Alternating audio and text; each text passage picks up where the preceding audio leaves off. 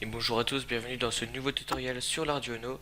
Donc aujourd'hui je vais vous expliquer comment faire une batterie assez basique mais qui fonctionne quand même avec une Arduino Leonardo avec autant de boutons que vous voudrez de pad, avec une breadboard. Bien sûr, s'il y a une breadboard, il y a des fils, donc voilà les fils, et bien sûr un câble pour compiler l'Arduino.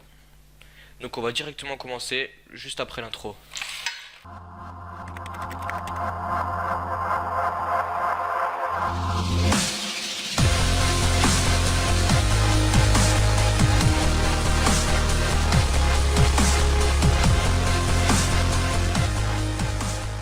Voilà, donc on va directement faire le montage pour la petite batterie. Alors on va venir brancher nos deux boutons.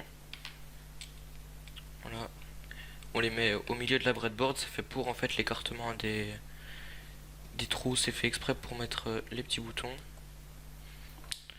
Voilà, moi j'en mets que deux. C'est parce que c'est pour l'exemple. Je vais vous montrer dans le code. Il y en aura aussi que deux de programmés, mais vous pourrez très bien le modifier. Donc on va relier à chaque fois une ligne des boutons, parce que ces boutons là en fait ils sont reliés par ligne. Ça veut dire que ce pin là et ce pin là c'est tout le temps relié en fait. Du coup ça sert à rien de mettre au fait le contact il se fait entre ces deux lignes. Il se fait pas entre ce pin là et ce pin là. Il se fait entre ce pin là, ce pin là, ou ce pin là et ce pin là. Voilà, c'est pareil pour celui-là. Donc on va relier une ligne de l'interrupteur au moins. Voilà. On va relier l'autre ligne également au moins. Donc une fois que vous avez fait ça, vous pouvez relier donc, à l'Arduino Leonardo. Voilà. On va brancher le moins. Donc le moins qui est là. On va le brancher au moins là. Voilà.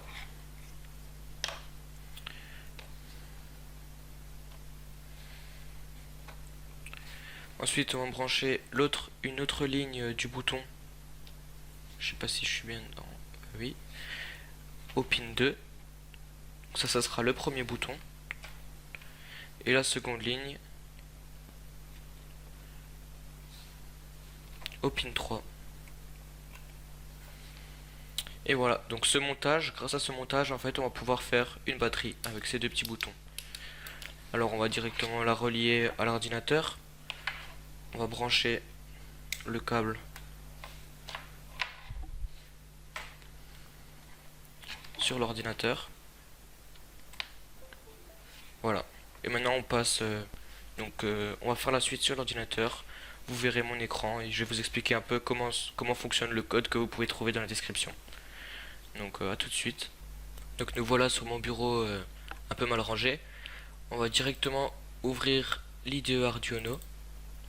Si vous l'avez pas, vous pouvez trouver le lien dans la description pour le télécharger. Donc ça c'est une erreur, vous ne l'aurez pas normalement. Voilà. Donc ça c'est ouvert directement avec le code que vous aurez dans la description. Donc ce code, je vais vous expliquer un peu ligne par ligne comment il fonctionne. Alors on va commencer. La première ligne include keyboard.h. En fait ça veut dire que dans le code de l'Arduino, il y a les bibliothèques de base, c'est-à-dire les trucs qui servent par exemple les fonctions qui servent à utiliser les pins GPIO, pas GPIO ça c'est pour la Raspberry, mais les pins digitales ou les pins analogiques. Voilà, et ben ça va servir en fait à transformer notre Arduino en clavier pour l'ordinateur. Voilà, ça va ouvrir la bibliothèque de fichiers qui sera remplie de tout ce qu'on a besoin pour émuler le clavier sur l'ordinateur. Ensuite, on déclare une première variable qui s'appelle int old time. En fait, ça voudra dire ancien temps. Vous comprendrez plus tard. Voilà, on déclare le deuxième int old time. Là, il faudra en déclarer autant que vous aurez de boutons connectés à l'Arduino. Donc ça, c'est à vous de voir. Moi, j'en mets que deux pour le test. Je l'ai déjà montré lors du branchement. Ensuite, on va déclarer int intervalle. Intervalle, ça va être en fait le temps qu'il y aura, le temps minimum qu'il pourra y avoir entre deux clics. Par exemple, si on reste cliqué, il y aura que un coup de batterie toutes les 150 millisecondes. Voilà. Ça c'est une petite sécurité pour pas qu'il y ait 500 millions de clics. Donc ça vous comprenez peut-être pas très bien, mais je vais vous l'expliquer mieux lors de la suite. Ensuite, void setup va se déclarer, c'est une fonction qui s'exécute au démarrage de l'Arduino. Donc dans cette fonction, en fait, on va dire que le pin 2 de l'Arduino, eh ben, il sera défini en input, ça veut dire en entrée, il va recevoir du courant, et pull up, ça veut dire qu'en fait, il va recevoir, il va, à la base, en fait, il émettra du 5 volts. Et dès qu'il sera relié à la masse, eh ben, ça va reconnaître qu'il y a un changement. Voilà. Là, c'est pareil pour le pin 3. Pareil ici, il faudra déclarer ça autant de fois que vous aurez de boutons. Et bien sûr, en changeant le pin du bouton. Ensuite, on va dire que l'Arduino doit commencer. En fait, c'est comme si là on branchait notre clavier sur l'ordinateur. Voilà, ça va commencer à utiliser les fonctions du clavier.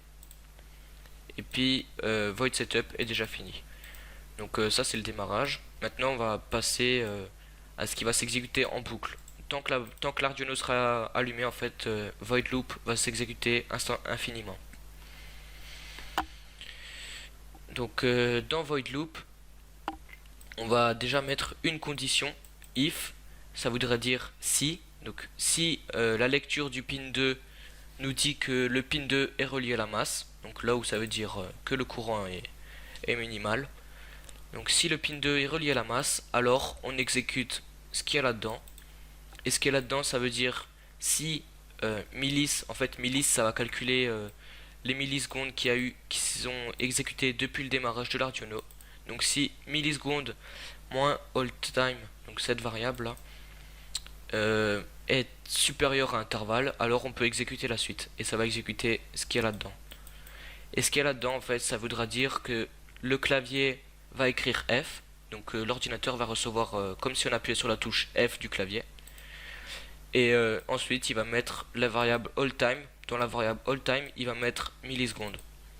Donc en fait, il va prendre les millisecondes la milliseconde depuis le démarrage quand la fonction s'est exécutée. Ça voudra dire que si on fait millisecondes moins hold time, on va obtenir le temps qu'il y a eu entre le clic précédent et le clic qu'on vient de faire. Et du coup, si ce temps entre les deux clics est inférieur à intervalle, eh ben rien ne va s'exécuter. S'il est supérieur à intervalle, ça va s'exécuter. S'il est égal à intervalle, eh ben ça va pas s'exécuter. Donc ça on peut le changer si on veut que ça marche quand c'est égal à l'intervalle. On rajoute tout simplement un égal ici et après ça fonctionne. Moi je vais laisser comme ça. Ça fonctionne très bien comme ça, donc vous pouvez le laisser si vous voulez. Sinon vous pouvez changer, c'est à vous de voir. Vous pouvez même changer l'intervalle, hein, si ça vous dérange de laisser 150, vous faites comme vous voulez, c'est à vous de changer la suite. Donc là ça fait exactement la même chose que ici. Ça bien sûr vous devrez le rajouter autant de fois que vous aurez de boutons, c'est pareil. Donc maintenant je vous ai montré tout le code, on va compiler en fait, ça va compiler et ensuite on va téléverser le code dans l'Arduino. Donc quand on clique, ça fait automatiquement la compilation. Là vous voyez, il y a marqué compilation du croquis. Là il y a la barre de chargement et bientôt vous verrez écrit téléversement du croquis. Voilà, téléversement. Là je sais pas si vous avez entendu, mais Windows fait to doom. J'imite bien Windows, je sais. Ça veut dire que le clavier a été connecté en fait. Voilà, donc je vais vous montrer un petit test. Par exemple, si je clique sur le bouton de gauche, voilà. Donc voilà ce qui se produit. Si je clique maintenant sur le bouton de droite, voilà. Donc le bouton de droite c'est le bouton 1, c'est celui-là. Et le bouton de gauche c'est le bouton 2, c'est celui-là. Donc vous pouvez vérifier.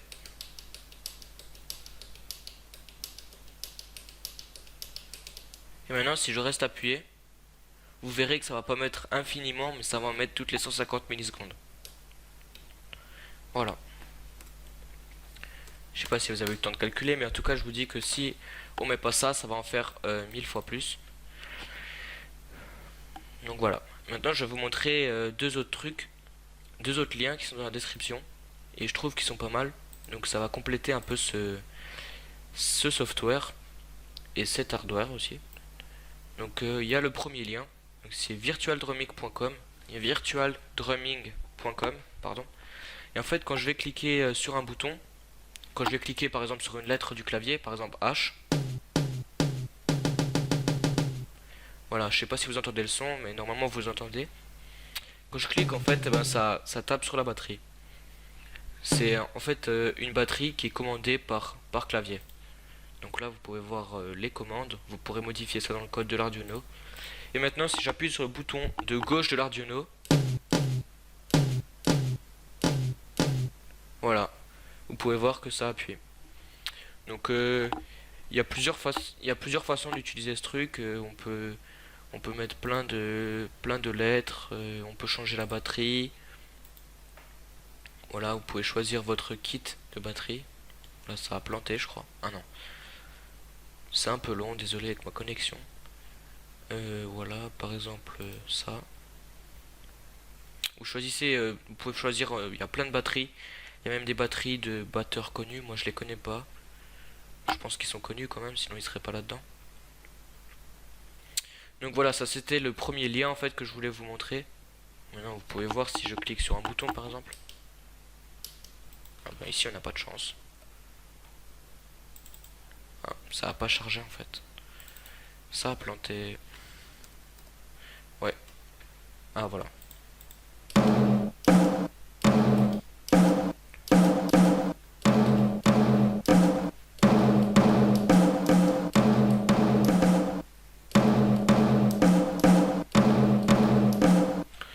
Donc voilà. Ça c'est vraiment une batterie basique. En fait, dans les prochains tutoriels, je vous montrerai une batterie un peu plus complexe. Si vous vous abonnez à ma chaîne, vous verrez que j'ai un gros projet en cours en fait avec une batterie. Vous allez voir, elle est vraiment pas mal. Je pense que tous les tutoriels seront sur la chaîne, donc chaque semaine je vais en poster un nouveau. Le prochain, ça sera comment fabriquer donc un pad de batterie électronique. Alors voilà, abonnez-vous à ma chaîne et puis vous verrez tout ça en description. Maintenant, je vais vous montrer un deuxième lien. Donc c'est un clavier en fait pour ceux qui voudraient pas de batterie. Voilà. Donc vous pouvez jouer avec la souris aussi. Vous pouvez jouer avec le clavier bien sûr. Et vous pouvez jouer avec l'Arduino. Donc voilà, ce tutoriel est déjà fini. Merci d'avoir suivi la vidéo et n'hésitez pas à vous abonner bien sûr pour suivre le projet qui est en cours. Donc merci à tous et à la prochaine pour une autre vidéo.